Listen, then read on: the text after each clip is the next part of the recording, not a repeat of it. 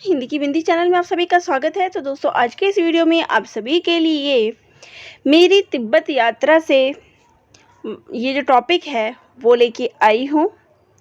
तो जैसे कि आपने कमेंट किया था कि मेरी तिब्बत यात्रा पे मैं आपको शॉर्ट नोट बना के दूँ, तो आज का वीडियो उन्हीं के लिए है। एक संक्षिप्त सारांश जो है मैं इस टॉपिक का लाई हूँ।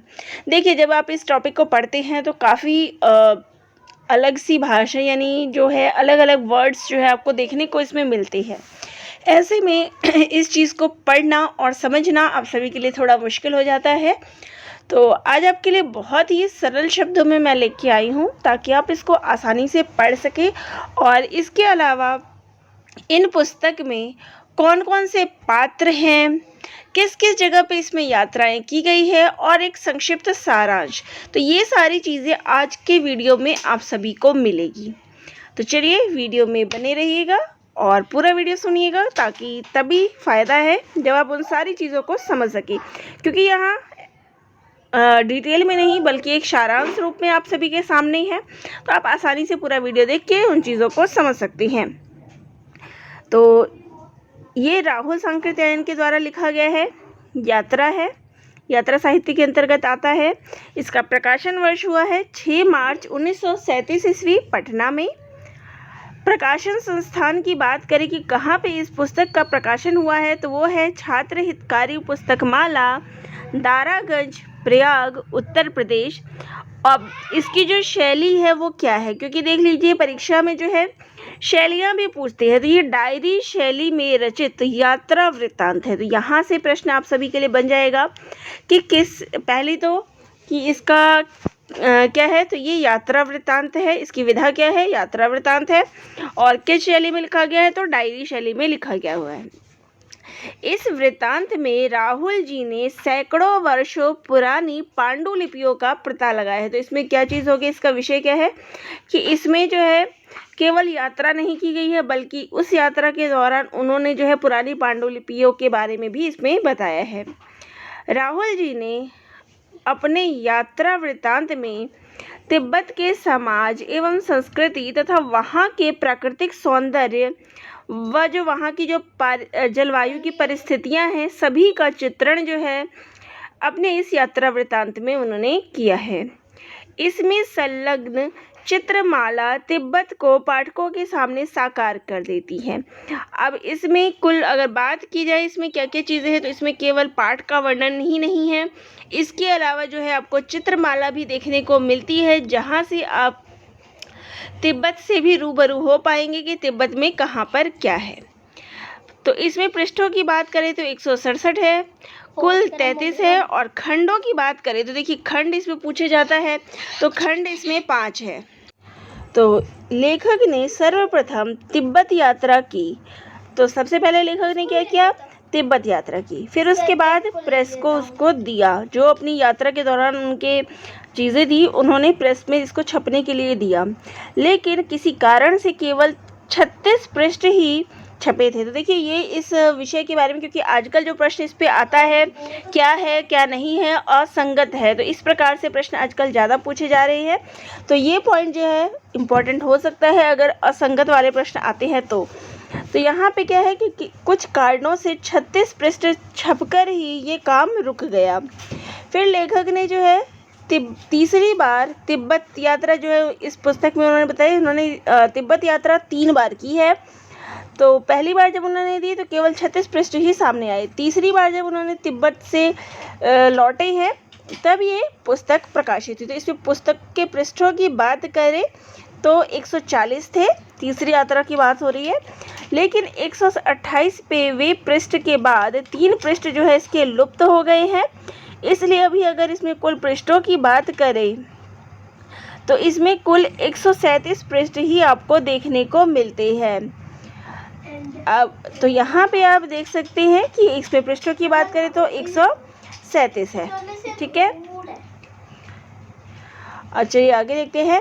अब इसमें खंडों की बात करें तो इसमें क्या है, 5 खंड हैं जो अति महत्वपूर्ण है, इम्पॉर्टेंट है, क्योंकि आपको इसमें कई बार मिसिंग में पूछ लेते हैं कि इनमें से कौन सा नहीं है। यहाँ से प्रश्न बन गया। इसके अलावा इनका क्रम लगाना, ये दो चीज़ें जो है इस पे आराम से प्रश्न बन जाती है, तो आप इनको ज़रूर देखिएगा। तो इसमें पहला खंड एक है लहासा से उत्तर की ओर, दूसरा है चांग की ओर, तीसरा है क्या की ओर, चौथा है जेनम की ओर और पांचवा है नेपाल की ओर। इसमें तो इसके अंतिम जो दो खंड हैं वो सरस्वती पत्रिका में प्रकाशित हुए, यानी अंतिम दो खंडों की बात करें तो ये जेनम की ओर और नेपाल की ओर। तो ये अंतिम जो दो खंड हैं इसके, जेनम की ओर और नेपाल की ओर, ये दोनों सरस्वती पत्रिका में प्रकाशित हुए और बाकी के जो 3 खंड हैं वो प्रवासी बंगला पत्रिका में प्रकाशित हुए। तो चलिए अब बात करते हैं इसके पहले खंड की, जो है लहासा से उत्तर की ओर। इसमें जो सबसे पहला लिखा गया है वो है, उसकी तिथि है 30 जुलाई 1934 ईस्वी और वो लिखा गया है पया फेन बोक को। और इसमें जो जगह है वो है, देखिए पहली लाइन जो इसकी आती है वो है कलिमपोड़ से लहासा तक पुराना रास्ता। तो यह जगह नोट कर लीजिएगा, परीक्षा में इससे भी प्रश्न पूछ सकते हैं। तो राहुल जी ने 30 जुलाई 1937 ईस्वी को पया फेन बो से अपने मित्र आनंद जी को संबोधित करके पत्र लिखा।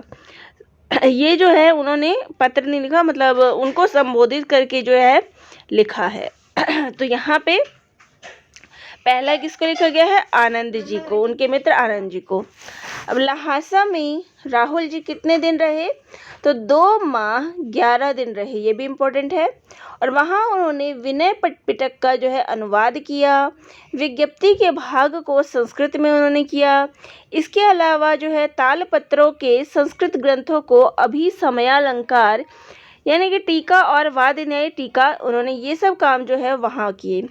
अब यहाँ जब वो लहासा में थे तो वहाँ उनके 4 जो है साथी और दोस्त थे उनके साथ। तो वो कौन कौन से थे, तो लहासा का फोटोग्राफी श्री लक्ष्मी रतन, इंची मिंची, सोनम ग्यल माछन यानी कि पुण्य ध्वज और गेंदुन छोफेल यानी धर्म संघन। तो ये 4 जो है उनके वहाँ पे मित्र साथी भी थे। लक्ष्मी रतन जी को लोग नातीला के नाम से जानते थे। अब यहाँ पे देखिए लहासा में जो पहला स्थान था वो आपने यहाँ देखा कि वो स्थान क्या था, कलिमपोड़। तो सबसे पहले ये शुरू हुआ था, ये जो यात्रा शुरू हुई थी वो कलिमपोड़ से शुरू हुई थी लहासा की ओर। और लहासा के बाद जो पहला स्थान आया वो क्या था, चीका था। फिर तो ये दोनों स्थान देख लीजिए कहाँ से कहाँ तक गए, फिर कहाँ से कहाँ गए।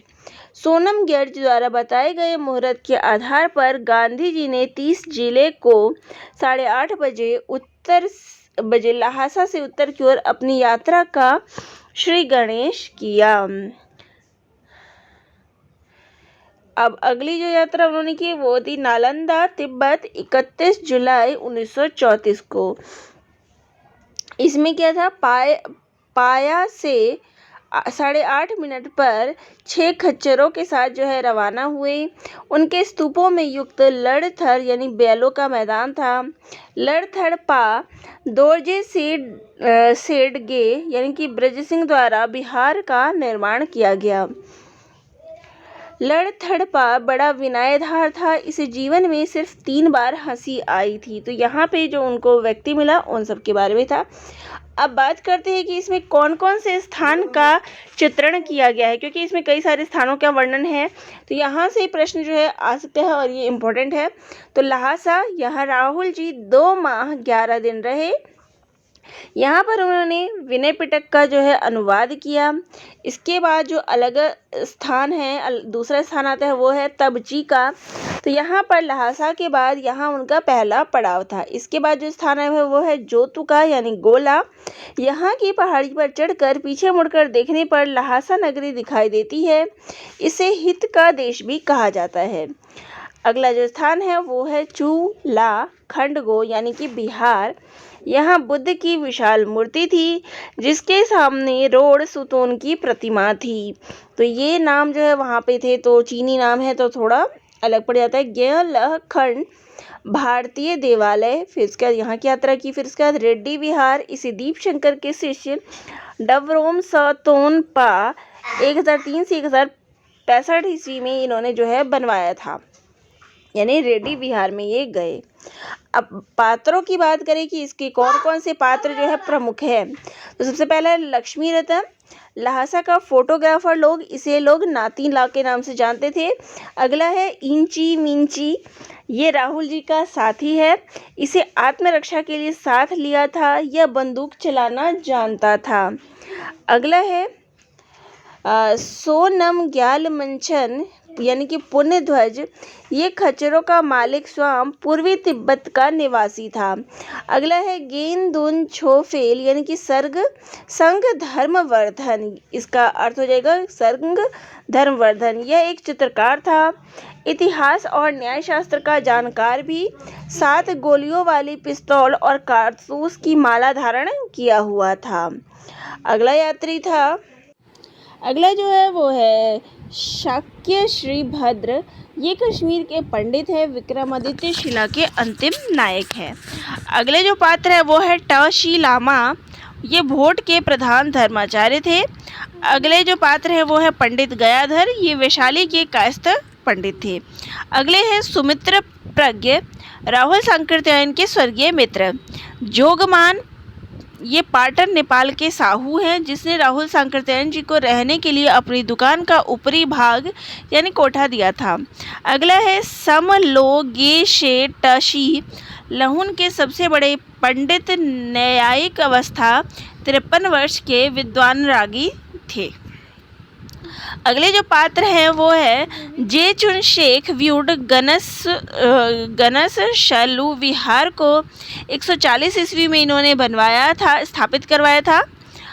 इसके अलावा इस मठ में तिब्बत का सबसे महान विद्वान व सतोन रिनचेन अबू शिष्य हुआ था। अगला जो पात्र है वो है कोन कारियल, 1034 से 1108 ईस्वी सक्या मठ के ये संस्थापक रहे हैं। अगला है दलाई माना, ये 1933 ईस्वी में फैम्बो पधारे थे। अगले जो पात्र है वो है लड़थड़पा यानी ब्रज सिंह, लड़थड़पा नामक विहार के ये निर्माता है। अगला है रोड द तोन शाक्य गरियल मछन, ये महान दार्शनिक थे। अगला है छू सिंशर, खच्चरों के मालिक थे। कोनचांग मंगोल भिक्षुक थे। अगला है प्रशांत चौधरी, ये ICS राहुल जी के लिए फोटोग्राफी के लिए कैमरा इन्होंने भेजा था। अगले जो पात्र है वो है टुन्नी छेनपो, ये भोट भाषा के विद्वान थे। अगला है पुण्यव्रज, चीनी लामा थे। तो ये सारे इसके पात्र हैं। अब बात करते हैं मूल पुस्तक में लेखक के द्वारा क्या कथन है, यानी इसकी भूमिका में लेखक के द्वारा क्या कहा गया है। मैंने अपनी जिस यात्रा को तिब्बत से लौटते ही इस प्रेस में दे दिया था, किंतु कुछ कारणों से 36 पृष्ठ तक छपकर काम रुका और अब तीसरी बार तिब्बत से लौटने के बाद यह पुस्तिका पाठकों के हाथ में जा रही है। 126वें पृष्ठ के बाद 2-3 पृष्ठ लुप्त हो गए हैं, इसलिए वहाँ का सिलसिला कुछ टूटा हुआ सा मालूम होगा। प्रूफ देखने में पंडित उदय नारायण त्रिपाठी MA साहित्य रत्न से बहुत मदद मिली, उसके लिए उन्हें धन्यवाद। अब किनको धन्यवाद किया है ये नाम ध्यान में रखिएगा। और यात्रा के अंतिम 2 अध्याय सरस्वती में निकले थे। चित्र सरस्वती तथा प्रवासी बंगला में प्रकाशित हुए थे। ब्लॉकों के देने के लिए हम दोनों पत्रों के आभारी हैं। तो ये स्वयं राहुल सांकृत्यायन के द्वारा कहा गया है। यहाँ पे तिथि भी देख ले, क्योंकि तिथियाँ भी कई बार पूछने लगे हैं। अब यहाँ पे जो विशेष सूची है देख सकते हैं, लहासा से उत्तर की ओर, चांग की ओर, संख्य की ओर, जीनम की ओर और नेपाल की ओर। इनका मैंने पहले ही बता दिया कि क्रम याद कर लीजिएगा, क्योंकि परीक्षा में इस पर प्रश्न आएंगे। फिर आता है परिशिष्ट, परिशिष्ट में है लहासा की ओर। फिर यहाँ पे चित्र सूची कुछ इस प्रकार से जो है दी गई है। चित्रों में तिब्बत का दिया गया है, तिब्बत माँ बेटी, एक तिब्बती वृद्धा और वृद्ध शांति चित्र। तो कुछ इस प्रकार से जो है दिया गया है। अब यहाँ पे क्या क्या चीज़ें हैं, चलिए एक संक्षिप्त, जैसा मैंने कहा था, शॉर्ट जो कहानी है, समरी है, मैं इसका बता देती हूँ। तो मेरी तिब्बत यात्रा उनके द्वारा लिखा गया यात्रा वृत्तांत है, जिसमें उन्होंने तिब्बत के प्राकृतिक सौंदर्य, वहाँ की पर्वत उपाध्यक्षता, मैदानों, चैत्यों, विहारों, मठों, रास्तों, दर्रों, घाटियों, वनस्पतियों का सुंदर चित्रण किया है। वे मुख्यतः वहाँ बौद्ध धर्म के प्राचीन ग्रंथों की खोज में गए थे, जो वहाँ के मठों में रखे थे। उन्होंने उन ग्रंथों के अध्ययन और जो है हिंदी अनुवाद किए। वे तिब्बत के भिन्न भिन्न भागों में इन ग्रंथों की तलाश में गए। अब पुस्तक के लिए वो वहाँ पे तिब्बत में क्यों गए थे, इसका जिक्र जो है इन पंक्तियों में मिल रहा है। तो वे तिब्बत के भिन्न भिन्न भागों में इन ग्रंथों की तलाश में गए और इसी क्रम में उन्होंने अपने उस समय के प्रवास अनुभवों को जो है अपनी इस कृति में लिपिबद्ध किया। तिब्बत प्रदेश की भाषा, वहाँ की सभ्यता, संस्कृति, जीवन शैली, इन सब की बारे में जानकारी जो है इस ग्रंथ से हमें मिलती है। तो इसमें 5 जो क्रम है, अध्याय है, वो मैंने आप सभी को बता दिया है। पुस्तक में तिब्बती लोगों, मठों, पुस्तकों, धर्मगुरुओं, राणा शबीर आदि के कई चित्र भी मिलते हैं। तो पुस्तक में कुल 197 पृष्ठ है। अब बात करते हैं इसके कहानी की ओर। इसका जो पहला अध्याय है, यह पुस्तक का पहला अध्याय है, जो पत्र शैली में 1934 में आनंद नामक व्यक्ति को लिखा गया था। तो किस नामक व्यक्ति को? आनंद नामक व्यक्ति को लिखा गया था। कलिंगपोंग से लहासा तक पुराना रास्ता उन्होंने तय किया। विनय पिटक का उन्होंने अनुवाद किया। तिब्बती भाषा के अन्य ग्रंथ भी उन्होंने यहाँ लिखे। तिब्बत यात्रा के अपने अनुभवों को उन्होंने छपने के लिए पत्रिका में भेजा। दीपंकर के शिष्य की चर्चा भी उन्होंने की है, जो तंत्र मंत्र के विरोधी थे। वे भोट सरकार की आज्ञा लेकर वहाँ के प्राचीन ग्रंथों की खोज में गए।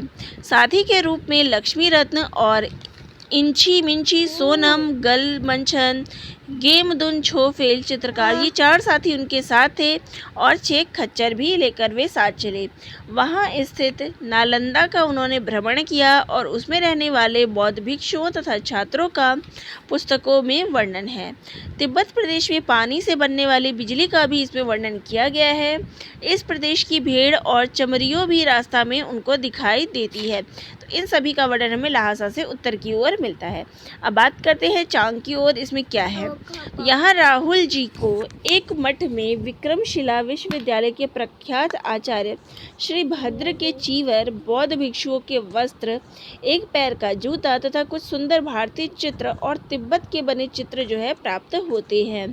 वे मुख्यतः यहाँ प्रमाण वार्तिक नामक पुस्तक के मूल रूप को ढूंढने आए थे, जो उन्हें वहाँ नहीं मिली।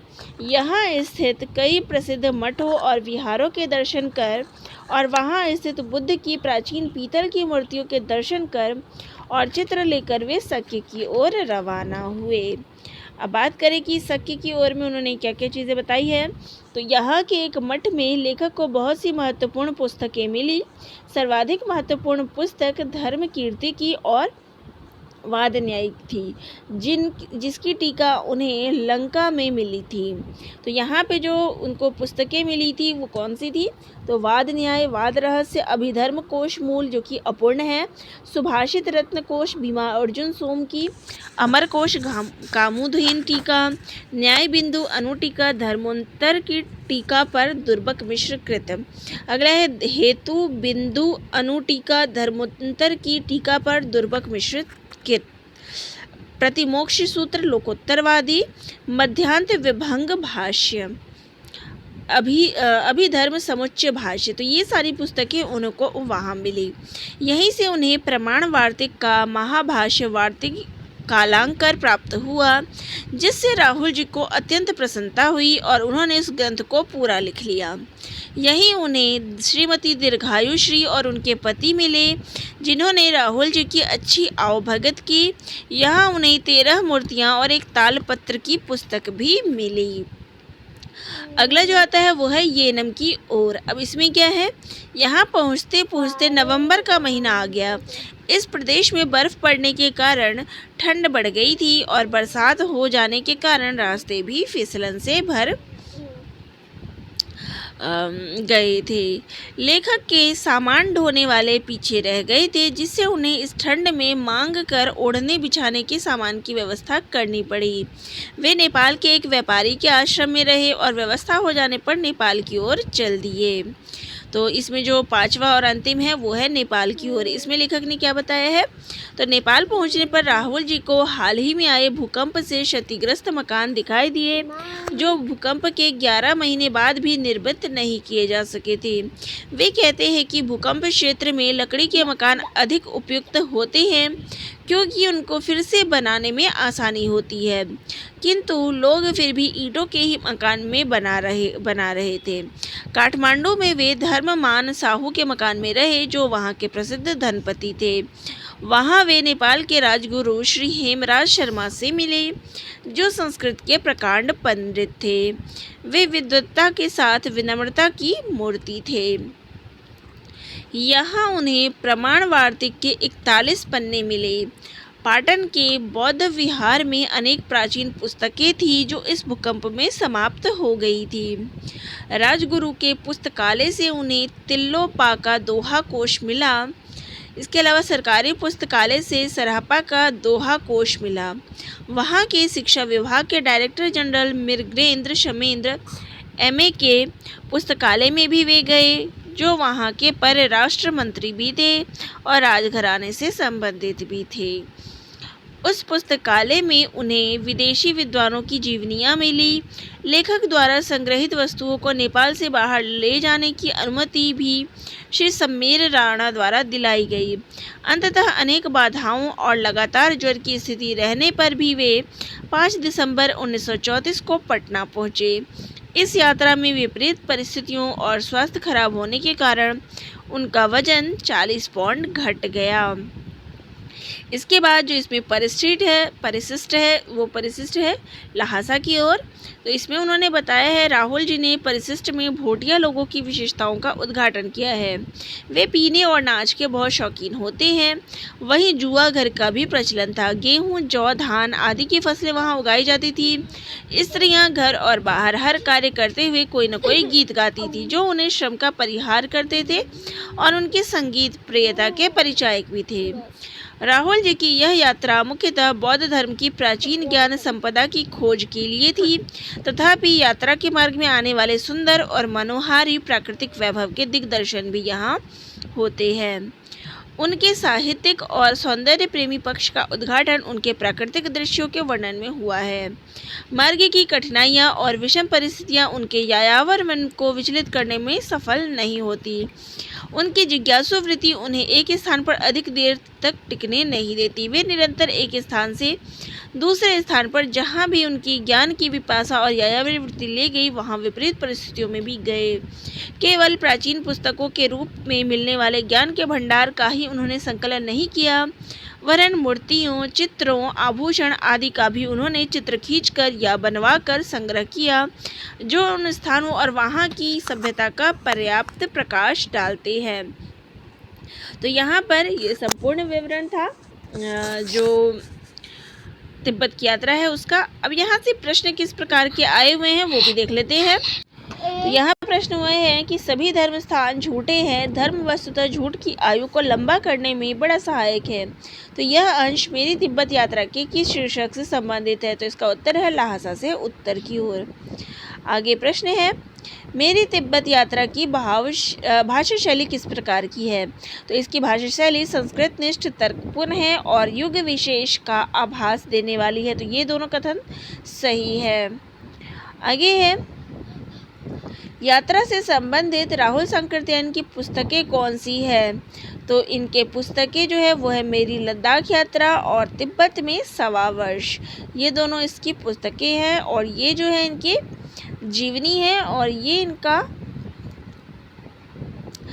जो आत्मकथा है और ये जो है उनके जीवन पर ये उपन्यास है।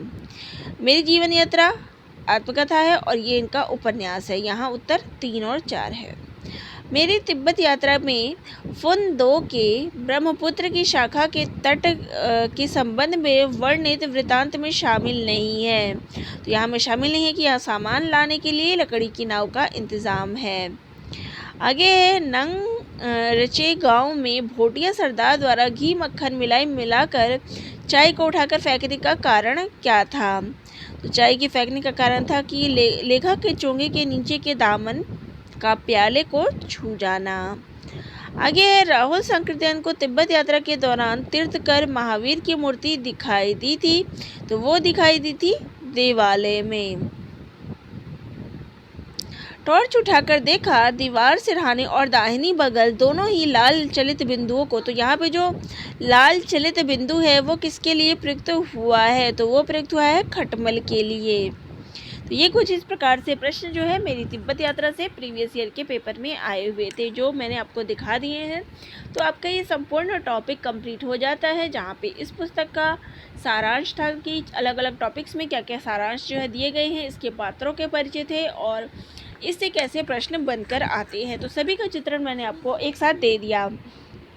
तो आशा करती हूँ आपको ये संपूर्ण टॉपिक जो है अब क्लियर हो गया होगा। फिर भी कोई डाउट हो, किसी टॉपिक पर वीडियो चाहते हो तो कमेंट ज़रूर करिएगा। धन्यवाद।